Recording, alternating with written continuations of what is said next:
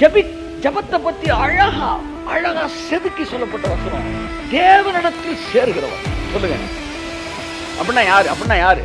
ஜெபிக்கிறவன், தேவனிடத்தில் சேர்கிறவன். இது மட்டும் உங்க வாழ்க்கையில தெரிஞ்சுக்கணும். நான் சொல்றேங்க, இந்த வருஷம் நீங்க ஜெபிக்கிற ஒவ்வொரு ஜபத்திற்கும் கர்த்தர் பதில் கொடுக்கிற தேவனா இருப்பார். நீங்க நிறைய பேர் உணர்ச்சி, இந்த கிறிஸ்தவ வட்டம் ஜபம் எப்படி இருந்துச்சு, ஜபம் சூப்பரா இருந்துச்சு சார். ஒரு நாள் கர்த்தர் கேட்டார் என்ன பார்த்து, தம்பி வாக்கியமே தப்புடான்னாரு. என்ன ஆண்டவரே, ஜபம் சூப்பரா இருக்க கூடாதுடா, பதில் தான்டா சூப்பரா இருக்கணும்.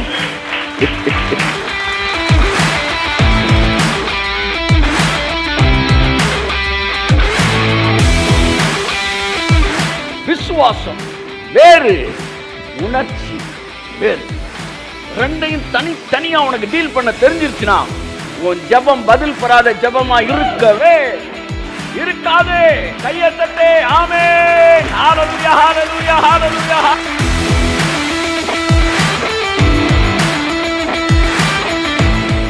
Praise God. இயேசு கிறிஸ்துவின் நாமத்தினால இந்த பைபிள் ஸ்டடிக்கு வந்திருக்கு உங்கள் ஒவ்வொருவரையும் அன்புடன் அழைக்கிறேன், வரவேற்கிறேன். கரங்களை தட்டி கர்த்தருடைய பிரசன்னத்தை சொல்லுவேன். கர்த்தருடைய பிரசன்னத்தில் அமர்ந்திருப்பது மிகுந்த சந்தோஷமான ஒரு விஷயம். எத்தனை பேர் அதை விரும்புகிறீர்கள்? ஹல்லேலூயா. ஸோ காட்ஸ் ப்ரெசன்ஸில் வரும்போது அங்கே மற்ற விஷயங்கள் எல்லாம் ஒரு பெரிய விஷயமாக தெரிவதில்லை. தேவனுடைய பிரசன்னத்தில் இணைக்கப்பட்டிருக்கிறவர்களுக்கு எல்லாமே ஒரு சந்தோஷமான விஷயமா இருக்கும். அதாவது நிறைவுகளும் சரி, குறைவுகளும் சரி, எல்லாம். ஸோ ஆகவே தான் பிரசன்னத்தோடு இணைக்கப்பட்டிருக்கிறவர்கள் எப்பொழுதும் சந்தோஷமாக இருக்கிறார்கள். ஸோ நீங்கள் பிரசன்னத்தோடு இணைக்கப்பட்டு அமர்ந்திருக்கிறீர்கள் என்று நம்புகிறேன். கரங்களை தட்டி கர்த்தருக்கு நன்றி சொல்லுவோம். ஹல்லேலூயா. முக்கியமான சப்ஜெக்ட் நான் எடுத்துகிட்டு வந்திருக்கிறேன். Prayer and feelings. அதோட முக்கியமானது இதை நான் உணர்கிறேன். ஏன்னா ஃபீலிங்ஸ்ன்றது ரியலாக இருக்கணும், அங்கே மாய்மாலம் இருக்கக்கூடாது. 10 தடவை ஜெபிக்கிறீங்கன்னா 10 தடவை உங்கள் ஃபீலிங்ஸ் 10 மாதிரி இருக்கும்ல, 10 மாதிரி உங்கள் ஜெபம் இருக்கணும். ஆனால் ஒரே மாதிரி இருந்துச்சுன்னா நீ எங்கேயோ தப்பு பண்ணுற. கையத்தட்டு. புரியுதா புரியலையா? புரிஞ்சவங்களாம் அல்லேலியா சொல்லுங்க. ஆமென். 10 தடவை ஜெபிக்கும்போது உன் ஃபீலிங்ஸ் 10 மாதிரி இருக்குது. 10 மாதிரி உன் ஃபீலிங்ஸ் இருந்துச்சுன்னா உன் ஜெபமும் 10 மாதிரி இருந்திருக்கணும். ஆனால் ஜெபம் மட்டும் ஒரே மாதிரி இருந்துச்சுன்னா சம்திங் ராங். நீ தேவன்கிட்ட ஏதோ ஒன்றை மறைச்சிட்டு பேசிகிட்டு இருக்கிற. இன்றைக்கி காலையில் நாங்கள் ஜெபிக்கும்போது எனக்கு கர்த்தர் அதை கற்றுக் கொடுத்தாரு. I felt. அப்போ தான் ஜெபமும் உணர்ச்சியும் அப்படின்னு ஒரு விஷயம். நான் வேற ஒரு மேட்டரை பேசணும் வந்தேன். காலையில் கர்த்தர் சொன்னார், ப்ரேயர் அண்ட் ஃபீலிங்ஸ். இதை பற்றி இந்த மத்தியில் உங்கள் பேச விரும்புகிறேன். God is good. ஆமென். எத்தனை பேர் சந்தோஷமாக இருக்கிறீர்கள்? வாசிப்போம். ஜெபத்தை பற்றிய எனக்கு மிகவும் பிடித்த அழகான ஒரு அடிப்படையான ஒரு சத்தியம் எபிரேயர் 11ஆம் அதிகாரத்திலே இருக்கிறது. 6. விசுவாசம் இல்லாமல் தேவனுக்கு பிரியமாய் இருப்பது கூடாத காரியம். முக்கியமான வார்த்தையெல்லாம் நீ நல்லா அண்டர்லைன் பண்ணிக்கணும். சரியா? விசுவாசம் சொல்லுங்க. அந்த குடும்பத்தையே உங்கள்கிட்ட நான் பேசுகிறேன். விசுவாசம் சொல்லுங்க. அடுத்து பிரியம் சொல்லுங்க. கையை தட்டுங்க. நான் இப்போ ஹிண்ட்டு தான் கொடுக்குறேன், ஆனால் நீங்கள் டெவலப் பண்ணிட்டீங்க பார்த்தீங்களா? அதுதான் ஆவியானவர் கூட இருக்கிறார். டெவலப் த ஹிண்ட்ஸ் அப்படின்னு கொடுப்பாங்க சின்ன வயசில். நீங்கள் டெவலப் பண்ண நான் ஹிண்ட்டை நான் கொடுக்குறேன், டெவலப் ஆவியானவர் பண்ணுவார். வசந்த போடுப்பா, முக்கியமானது மட்டும் சொல்கிறேன், அப்படியே கனெக்ட் பண்ணிக்கிட்டே வாங்க, என்ன மெசேஜ்னு உங்களுக்கு தெரிஞ்சிடும். விசுவாசம் இல்லாமல் தேவனுக்கு பிரியமாக இருக்கக்கூடாத காரியம் விசுவாசம். அடுத்து பிரியம், குடும்ப சொற்கள். அடுத்து ஏனென்றால் தேவனிடத்தில் சேருகிறவன். என்ன சொல்லுங்க? எப்படி சொல்லணும்? தேவனிடத்தில் எப்படி சொல்லணும்? தேவனிடத்தில் சேருகிறவன் சொல்லுங்க. தேவனிடத்தில் சேருகிறவன். திரும்ப சொல்லுங்க. தேவனிடத்தில். கையை எப்படி காட்டுங்க. சேருகிறவன். தள்ளாட விடவில்லையே, தாங்கிய நடத்துகிறீர். நன்றி அப்பா, நல்லவரே, இன்றும் என்றும் வல்லவரே. நல்லவரே. ஹalleluya. எல்லாம் சொல்லுங்க, ஜெபத்திலே தேவனிடத்தில் என்ன செய்கிறோம் சொல்லுங்க, சேருகிறோம். தேவனிடத்தில் சேருகிறவன். 3 வார்த்தை சொல்லியிருக்கேன். விசுவாசம், அடுத்து பிரியம். அப்படின்னா ரெண்டுக்கு ஏதோ தொடர்பு இருக்கு. உற்சாகமாய் கொடுக்கிறவனிடத்தில் தேவன் பிரியமாய் இருக்கிறார். கொடுக்கிறது பிரியம். சொல்லுங்க சொல்லுங்க. கொடுக்கிறவன் அவருக்கு பிரியம். என்ன சொல்லுங்க, கொடுக்கிறவன் அவருக்கு பிரியம். இன்னொன்று, விசுவாசிக்கிறவன் அவருக்கு பிரியம். சொல்லுங்க, அவருக்கு பிரியம். அப்ப உமக்கு பிரியமானதை செய்ய எனக்கு, அது ஃபாதர் சொன்னது, போதித்தருளும் அப்படின்னாரு தாவீது. கற்றுத்தாரும் தேவனேன்னு சொன்னார் ஃபாதர். அப்ப எனக்கு உங்களுக்கு பிரியமானதை செய்யணும் ஆண்டவரே அப்படின்னா 2 ரகசியம் இப்போதைக்கு சொல்றேன், வச்சுக்க, மீதி அப்புறம் சொல்றேன். ஒன்று, நல்லா கொடு, கர்த்தர் உன் மேல பிரியமா இருப்பாரு. அடுத்து, விசுவாசமா இரு, கர்த்தர் உன் மேல பிரியமா இருப்பாரு. அப்போ 2க்கு இடையில ஏதோ தொடர்பு இருக்கு. என்ன தொடர்பு? எவன் அதிகமாக கொடுக்குறானோ அவனுக்கு அதிகமாக விசுவாசம் இருக்குன்னு அர்த்தம். எவனுக்கு விசுவாசம் இருக்குதோ அவன் அதிகமாக கொடுப்பான்னு அர்த்தம். கையத்தட்டே. எப்பவுமே ஒரே உணர்ச்சியில் பேசினா அவனுக்கு அந்த அந்த சீனை அவனை பார்க்கும்போது காமெடியாக தான் தெரியும். ஆனால் நம்ம மட்டும் எப்படிங்க ப்ரேயரில் எப்பவுமே ஒரே மாதிரி எப்படி பேசுறீங்க? அப்ப உங்களோட உணர்ச்சி எப்படி மாறி இருந்தாலும் உங்க பிரேயர் மட்டும் அப்படியே ஆர்டிஃபிஷியலா போகுது. அப்ப நீங்க இப்ப ஜெபமே பண்ணல, வேற ஏதோ ஒன்று பண்ணிட்டு இருக்கீங்க. நான் இன்னைக்கு பேச போறேன். உணர்ச்சி என்கிற ஓரத்துக்கு போன கிறிஸ்தவர்கள் அவங்கிட்ட நிறைய மாய்மாலம் இருக்கும், ஆவிக்குரிய மாய்மாலம். அழுகாமலே அவர் பேசும்போது அழுகிற மாதிரியே பேசுவார். கிட்டக்கு போய் பார்த்தா ஒரு சொட்டு கண்ணீர் வந்திருக்காது. சிலரை பார்த்துருக்கிறேன், பேசிக்கிட்டே இருப்பாங்க. 10 வருஷம் இருக்கவனுக்கு மட்டும்தான் தெரியும் அவர் கண்ணிலேருந்து கண்ணீர் வந்துக்கிட்டே இருக்கும். இந்தியாவின் தலை சிறந்த 2 தீர்க்கதரிசிகளை நான் பார்த்துருக்கிறேன். வேர்ல்டு நம்பர் 2 லெவலில் ரேட்டிங்ஸில் போனவர், இந்தியாவில் பெரிய லெவலில் இருந்து பல நாடுகளுக்கு போனோம். அவரெல்லாம் சொல்லப்படுது, அந்த கட்சி போய் தொடச்சிக்கிட்டே பேசிகிட்டு இருப்பார்.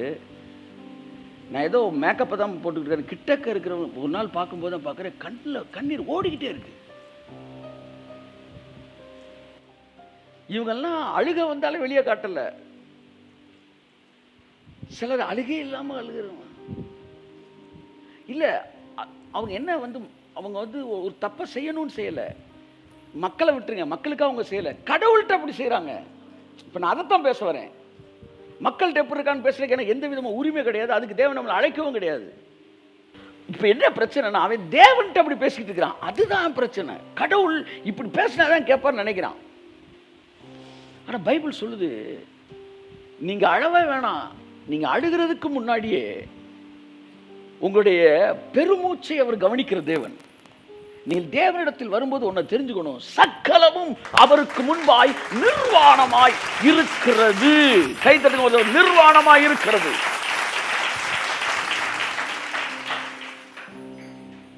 இந்த மனுஷன் அவர் கொடுக்க வேண்டிய மரியாதையை ரொம்ப அழகா கொடுப்பான்.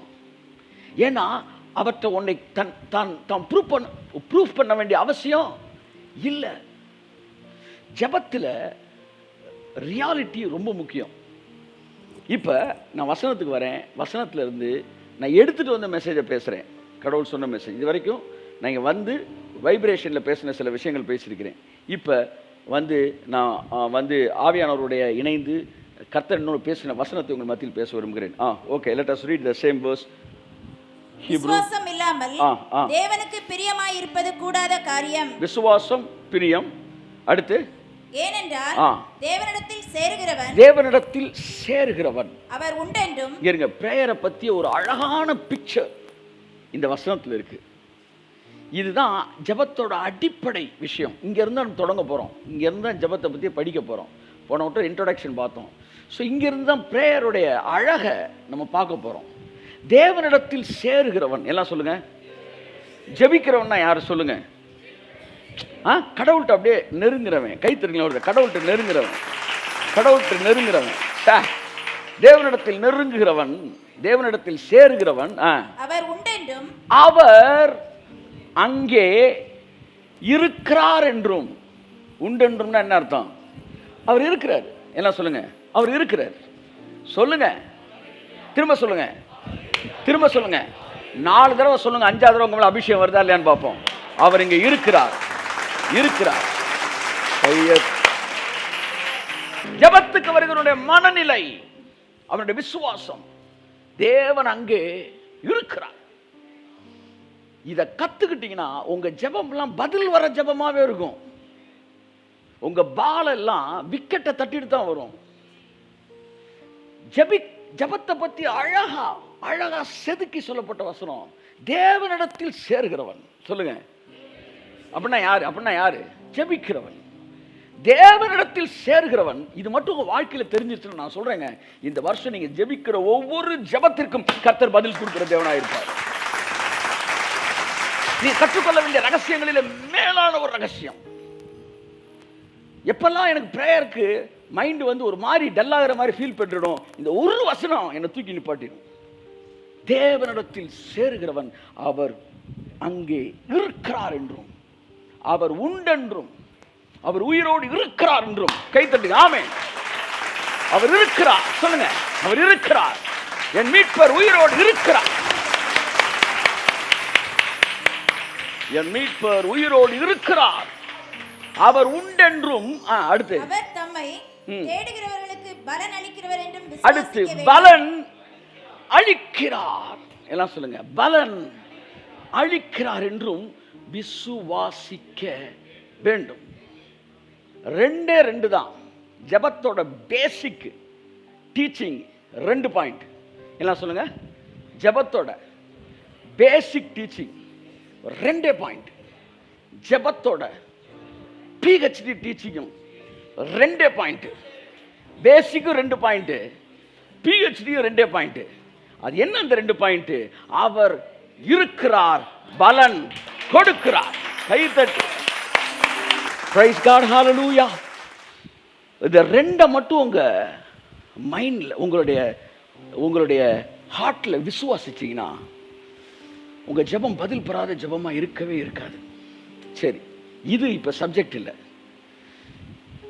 ஜெபம் பண்ணும்போது கர்த்தர் நீங்க சொன்னாரு, நீ என்கிட்ட சேரும்போது நான் அங்கே இருக்கிறேன், பதில் கொடுக்கிறேன் அப்படின்னு நீ என்ன செய்யணும்? விசுவாசிக்கணும் அப்படின்னு. அப்ப நான் சொன்னேன், ஆண்டவரே நீ இருக்கிற மாதிரி ஒன்றும் என்னால் ஃபீல் பண்ண முடியலையே, நீங்கள் பதில் கொடுக்குற மாதிரி என்னால் ஃபீல் பண்ண முடியலன்னாரு. அப்போ சொன்னார், வசனம் எப்படி இல்லை தெரியுமா ஜஸ்டின்னு? தேவனிடத்தில் சேர்கிறவன் அவர் இருக்கிறார் என்றும் பலன் கொடுக்கிறார் என்றும் உணர வேண்டும் நான் சொல்லலை, விசுவாசிக்க வேண்டும் நான் சொன்னேன். உன்னால உணர முடியாம இருக்கலாம், அது எனக்கு பிரச்சனையே இல்லை. ஆனா சொன்ன வார்த்தை நீ நம்புறியா? அதுதான் எனக்கு தேவை. கையத்தட்டே. ஆமென். விசுவாசம் வேறு, உணர்ச்சி வேறு. 2யும் தனித்தனியா உனக்கு டீல் பண்ண தெரிஞ்சிருச்சுன்னா உன் ஜெபம் பதில் பெறாத ஜெபமா இருக்கவே இருக்காது. கையத்தட்டே. ஆமென். ஹalleluya, ஹalleluya, ஹalleluya, ஹalleluya. உணர்ச்சி வேற, விசுவாசம் வேற. நம்மள நிறைய பேர் உணர்ச்சியை விசுவாசத்தையும் ஒண்ணுனே நினைச்சுக்கிட்டு இருக்கிறோம். சார் இன்னைக்கு பரலோகத்தில் இருந்த மாதிரி இருந்துச்சு சார், அப்ப நேத்து நரகத்தில் இருந்த மாதிரியா இருந்துச்சு. So the total Christianity, Christendom எங்கே போயிட்டு இருக்குன்னா உணர்ச்சிக்கு பின்னாடி போகுது. இன்னைக்கு அந்த உணர்ச்சியை பற்றி பேச விரும்புகிறேன். அதாவது உணர்ச்சி இருக்கலாமா இருக்கக்கூடாதா?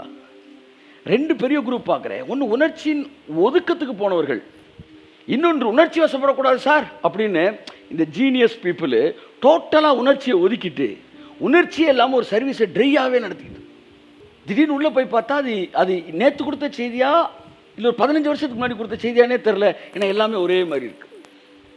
ரொம்ப உணர்ச்சிக்கு நம்ம முக்கியத்துவம் கொடுக்கக்கூடாது என்று சொல்லி அடுத்த ஓரத்துக்கு போனவர்கள். உணர்ச்சி என்பது ரொம்ப அழகான ஒரு விஷயம், அதை வைக்க வேண்டிய இடத்துல நீங்கள் வச்சிங்கன்னா. ஸோ திரும்ப வசனத்தை வாசிக்கிறேன். தேவனிடத்தில் சேருகிறவன் அவர் இருக்கிறார் என்றும் பலன் அளிக்கிறார் என்றும் உணர வேண்டும் என்று அவர் சொல்லவில்லை. அப்படி சொல்லியிருந்தால் உங்களால் உணர முடியலன்னா நீங்கள் எந்திரிச்சு போயிடும், நீங்கள் ஃபெயிலு. அவர் சொல்கிறார், உன்னால் உணர முடியாட்டும் பரவாயில்ல, விசுவாசிக்க வேண்டும். அப்போ நான் சொல்கிறேன், ஆண்டவரே நீங்கள் இருக்கிறீங்கன்றதே என்னால் உணர முடியல, பதில் கொடுப்பீங்கன்றதை இப்போதைக்கு என் ஃபீலிங்கில் உணர முடியல, ஆனால் நீங்கள் சொல்லியிருக்கீங்கன்னா அது உண்மையாகத்தான் இருக்கும்னு நான் நம்புகிறேன். அதனால் என்னால் உணர முடியலன்னா நீங்கள் இருக்கிறீங்க, என்னால் உணர முடியலன்னா நீங்கள் பதில் கொடுக்குறீங்க. இந்த ஜெபத்துக்கு பதில் இருக்கு, நான் நம்புகிறேன் இயேசுவின் நாமத்தில் என்று நான் சொல்லும்போது என்னுடைய உணர்ச்சி என்னை நிரப்புகிறது. இப்போ சொல்கிறேன், தேவனிடத்தில் சேர்கிறவர் உண்டென்றும் தம்மை சேர்கிறவர்களுக்கு பலன் அளிக்கிறவர் என்றும் உணர வேண்டும் என்று நான் சொல்லவில்லை, விசுவாசிக்க வேண்டும் என்று நான் சொன்னேன். Simple faith is the secret of powerful prayer. எளிமையான விசுவாசம், உணர்ச்சிக்கு ரொம்ப முக்கியத்துவம் கொடுக்காம, உணர்ச்சியின் அடிப்படையில் இறைவனை நாடுகிற மனிதனாய் இராமல், எளிமையான விசுவாசம் அப்படின்னா உணர்ச்சியை கூட தட்டி விட்டுரும். உணர்ச்சி இருக்கும், இல்லாமல் இருக்கும். நீங்கள் நினைக்கிற மாதிரி இயேசுனார் செஞ்ச பல ஜெபத்துக்கு பெரிய பெரிய அற்புதம் நடந்துச்சு. அவர் எப்படி ஜெபிச்சிருந்தார் நீங்கள் நினைக்கிறீங்க? ஷிகரபலா அப்படியா? சிலர் குண்டலினி சக்தியை உள்ளே கொண்டு வராங்க. இங்கே இருக்கிற உருண்டை இங்கே கொண்டு வரது தான் குண்டலினி சக்தி. ஷக்கரபலபா கபா அப்படின்னு இறக்குறாங்க. என்ன இறக்குறீங்க? அப்போ உணர்ச்சி வேணான்றீங்களா? வேணும், நான் சொல்கிறேன் வேணும். அது எங்கே இருக்கணும்னு நான் சொல்கிறேன். கிறிஸ்டியன் லைஃப்ன்றது ஃபெய்த் பேஸ்டு லைஃப். கை தட்டுங்க. ஃபெய்த் என்ன சொல்லுங்க? Faith connected life. அப்போ simple faith always believes beyond the feelings. It is believing beyond the feelings, beyond the level of feelings, beyond the feelings, beyond is feelings. அவருடைய எல்லா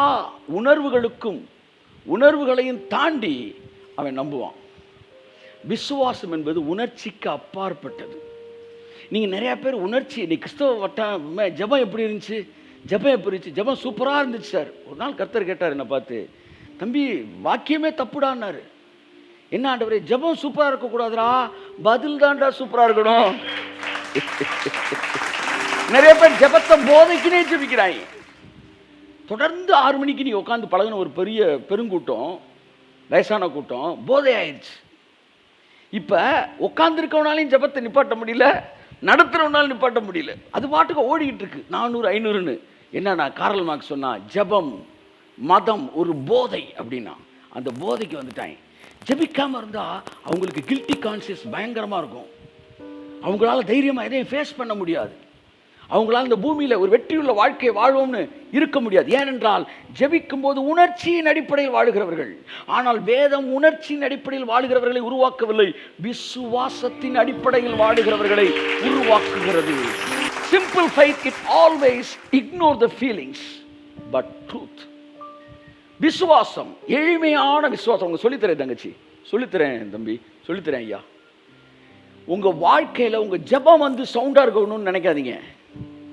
ஏசுனா ஜெபித்த பல ஜெபங்கள் ரொம்ப சிம்பிளா இருந்துச்சு, ஆனா அதனுடைய விளைவுகளோ படுபயங்கரமாக இருந்தது. இந்த நாட்களிலே ஜெபங்கள் படுபயங்கரமாக இருக்கிறது, விளைவுகளோ மிக குறைவாக இருக்கிறது. இங்கே விஷயம் ஜெபமா பதிலா அப்படின்னா எப்பவுமே பதில் தான். ஜெபத்தை விட ரொம்ப முக்கியமானது பதில். பதிலை நீ கான்சன்ட்ரேட் பண்ணிட்டீன்னா உன் ஜெபம் சரியான ஜெபமாக மாறிடும். நீ ஜெபத்தை டெக்கரேட் பண்ணுறதுல இருக்கனால தான் பதில் வரல. நீ பதிலையே யோசித்தினா ஜெபம் வந்துருன்றேன் நான். ஆமே, சரியான ஜெபம். அப்போ சரியான ஜெபம் என்பது என்ன? தேவன் இருக்கிறாரு என்பதை உன்னால் உணர முடியாவிட்டாலும் நீ விசுவாசிப்பது. உணர்ச்சி வேறு, விசுவாசம் வேறு. விசுவாசம் உணர்ச்சி என்ன செய்யும்? உந்தி தள்ளிடும், உதறி தள்ளும். எல்லாம் சொல்லுங்க. உண்மையான விசுவாசம் உணர்ச்சிகளை உதறி தள்ளும். இப்போ நீங்கள் உட்காந்துருக்கீங்க, உங்களால் வந்து பெரிய லெவலில் ஒன்றை ஃபீல் பண்ண முடியலன்னு வச்சுக்கோங்களேன். ஆனாலும் கர்த்தர் இப்போ என் கூட தான் இருக்காருன்னு உட்காந்துருந்தேன்னு வச்சுக்க, நீ விசுவாசி. சார், ஆமாம் சார், நீ சொன்ன மாதிரி என்னால் நம்ப முடியும் சார், நல்லா இருக்கு சார். இப்படியே நீ எப்போவுமே நம்பினா எப்போவுமே நல்லா இருக்கும். அப்ப நம்ம என்ன நினைக்கிறோம்? உணர்ச்சியின் அடிப்படையில் தான் கடவுள் இருக்காரா இல்லையா? வெள்ளோட்டம் பார்க்குறாங்க, பூமியில் தண்ணி இருக்கா இல்லையான்னு பார்க்குற மாதிரி கடவுள் இருக்காரா இல்லையா? கடவுள் அவர் எல்லா இடத்துலையும் இருக்கிறாரு. இம்மானுவேல் என்றால் கர்த்தர் நம்மோடு. நீ 100 தடவை சொல்லணும், ஆண்டவரே பல நேரம் உணர முடியுது, சில நேரம் உணர முடியல, ஆனால் எல்லா நேரம் நீங்கள் கூட இருக்கிறீங்க. வார்த்தை சொன்னால் அது உண்மையாகத்தான் இருக்கணும், அதுக்கு மறுபேச்சே கிடையாது. நீங்கள் எதை உணர்கிறீர்கள் என்பது நீங்கள் அல்ல, நீங்கள் எதை விசுவாசிக்கிறீர்கள் என்பதுதான் நீங்கள். விசுவாசம் என்பது என்ன? தேவனுடைய உண்மை. God's faithfulness is our faith. தேவனுடைய உண்மை தான் நம்முடைய விசுவாசமே. அப்ப தேவன் ஒன்று சொல்றாருன்னா அது பொய்யா இருக்க வாய்ப்பே கிடையாது. அது போதும் எனக்கு.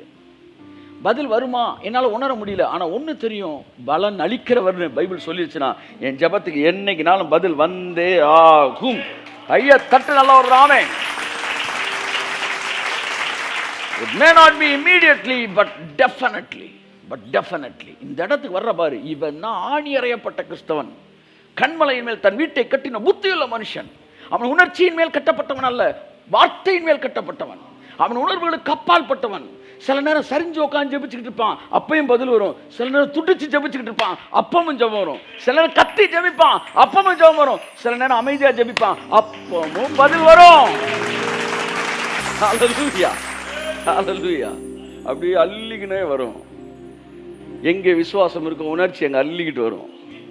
உணர்ச்சிக்கு பின்னாடியே போகக்கூடாது. உணர்ச்சியை உதாசீனப்படுத்திக்கிட்டே இருக்கணும், வார்த்தையை மதிச்சுக்கிட்டே இருக்கணும். உணர்ச்சியோடைய நெகட்டிவ் கேரக்டர்ஸ்லாம் நான் சொல்கிறேன், எத்தனை பேர் அதை காலி பண்ணியிருக்குன்னு. அந்த உணர்ச்சி எத்தனை பேருக்கு எதிர்மறையான உணர்ச்சியை கொடுத்துருக்குன்னு நான் சொல்கிறேன்.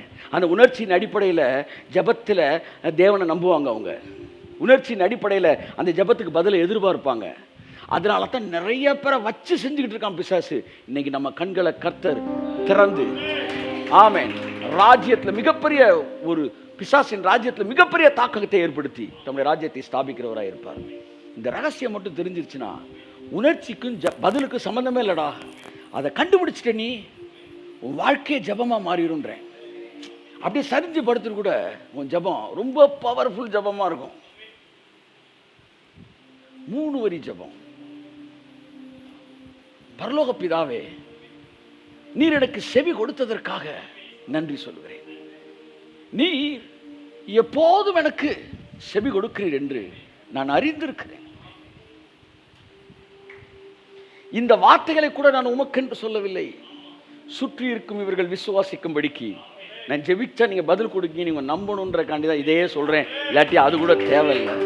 லாசருவே, என்னங்க வெளியே வாப்பா.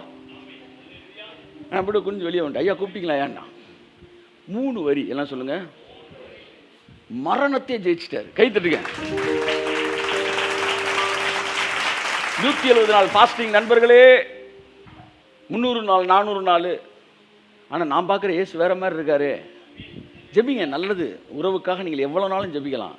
ஆனால் ஒன்று நினச்சிக்காங்க, God is not based on the duration or the length of your prayer, the lengthiness of your prayer, the time duration of your prayer. நிறைய பேருக்கு நல்லா ஜெபிச்சான் பிரதர், நல்லா ஜெபிச்சான், கர்த்தர் கேட்பாரு. ரொம்ப நேரம் ஜெபிச்சா ஒன்று நடக்கும்னா அதுக்கு பேர் தவம், ஜபம் இல்லை. ஒரு ஜபத்துக்கு பவரே டைமை வச்சு தான் அப்படின்னா அது தவம். எல்லாம் சொல்லுங்க. தவத்துக்கு பவர் என்ன தெரியுமா? சொல்லுங்க. டைமை வச்சு. 7 வருஷம் அவர் தவம் இருக்கார் சார். இவர் 2 வருஷம் தவம் இருக்கிறார் சார். அவர் இத்தனை நாள் தவம் இருக்கிறார் சார். டைமை பற்றியே பேசினான், கடவுளை பற்றியே பேசல பாருங்க. அவன் டைமை பற்றியே பேசுகிறானா, அவனுக்கு பேர் தவம். அந்த டைமுக்கு ஏற்ற மாதிரி பதில் தருவார்னு நினச்சி அங்கேயே விழுந்துட்டீங்க நீங்கள். God doesn't bother about your time duration. அவருக்கு மூச்சு விட்டாலே போதும். அவரை புரிஞ்சுக்கிட்டவன், ரொம்ப முக்கியமான வார்த்தை. வந்தவன் போனவன்லாம் மூச்சு விட்ட ஒன்றும் நடக்காது. அவரை புரிஞ்சுக்கிட்டவன், அவர் சென்சிட்டிவ் கார்டியா, டெண்டர்னஸ்யா. அப்படின்னா முடிஞ்சு ஜஸ்டின்றார், முடிஞ்சிச்சுன்றார். வெண்கல கதவு உடையும்னா உடையும், இருப்பு தாழ்பால் முறியும்னா முறியும், அவ்வளவுதான். உடையும்னா உடையும், முறியும்னா முறியும். உடையும் போது சத்தம் வரட்டும், நீ எதுக்கு சத்தம் பண்ற? ஜபத்தில் கூட இந்த பிகினர்ஸ்னா ஓவராக கட்டையை கொடுக்குறாங்க. ஆனால் பெரிய ஆட்கள்லாம் ஆகவே அப்படின்றாங்க, முடிஞ்சு வச்சுட்டாரு. ஏசு கிறிஸ்து 3 வரி பண்ணார், சத்தம் இவரோட எந்திரிச்சிட்டான். நம்ம வெற்றிகரமான 200வது நாள்னு போடுறோம், அது கொரோனா கடைசியில் தடுப்பூசி கண்டுபிடிச்சி தான் காலி பண்ணுறாங்க. பரவாயில்ல, விடாமுயற்சி நல்லது. ஆனால் எப்படி வரணும்னா, தேவன் வந்து இந்த டைம் டியூரேஷனை பேஸ் பண்ணி கிடையாது. டைம் டியூரேஷனை பற்றி நீ பெருமை பாராட்டினாலே நீ தவம் பண்ற. ஜெபம்ன்றது உறவியா, அது உறவியா.